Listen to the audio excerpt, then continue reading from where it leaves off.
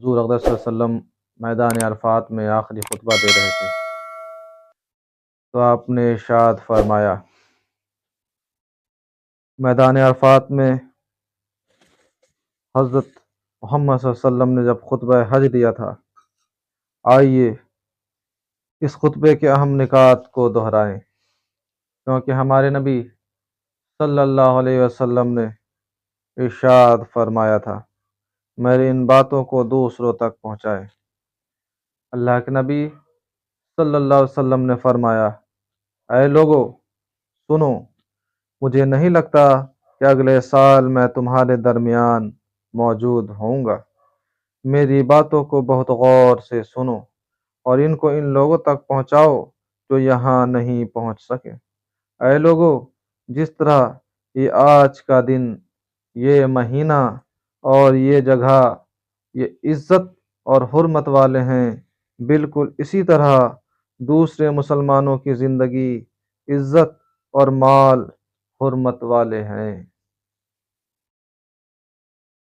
لوگوں کی مال اور امانتیں ان کو واپس کر دو، کسی کو تنگ نہ کرو، کسی کا نقصان نہ کرو۔ اللہ نے سود کو ختم کر دیا، اس لیے کہ آج سے سارا سود ختم کر دو، یعنی معاف کر دو۔ تم عورتوں پر حق رکھتے ہو اور وہ تم پر حق رکھتی ہیں۔ جب وہ اپنے حقوق پوری کر رہی ہیں تو تم ان کی ساری ذمہ داریاں پوری کرو۔ عورتوں کے بارے میں نرمی کا رویہ قائم رکھو، کیونکہ تمہاری شراکت دار اور بے لوث خدمت گزار رہتی ہے۔ کبھی زنا کے قریب بھی مت جانا۔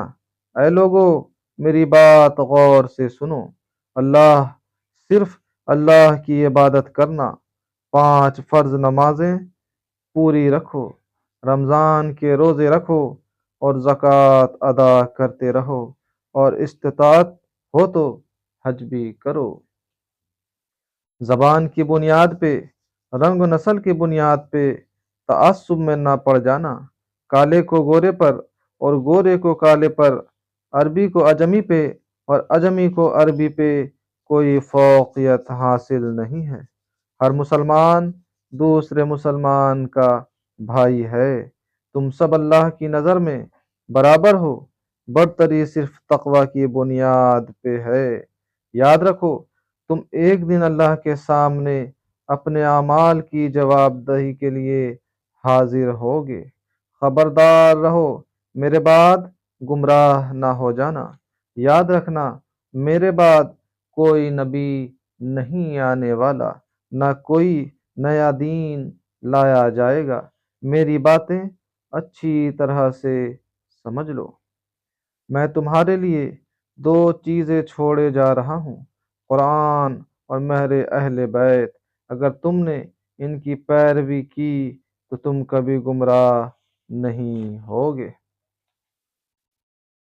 سنو، تم لوگ موجود ہو، اس بات کو اگلے لوگوں تک پہنچانا اور وہ پھر اگلے لوگوں تک پہنچائیں، اور یہ ممکن ہے کہ بعد والے میری باتوں کو پہلے والوں سے زیادہ بہتر سمجھیں۔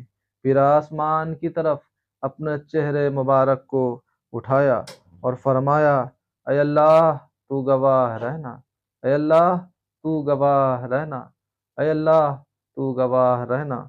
3 مرتبہ یہ فرمایا اور فرمایا، تیرا پیغام تیرے لوگوں تک پہنچا دیا۔ اللہ تعالی ہمیں ان لوگوں میں شامل کرے۔ اللہ تعالی ہم لوگوں کو کہنے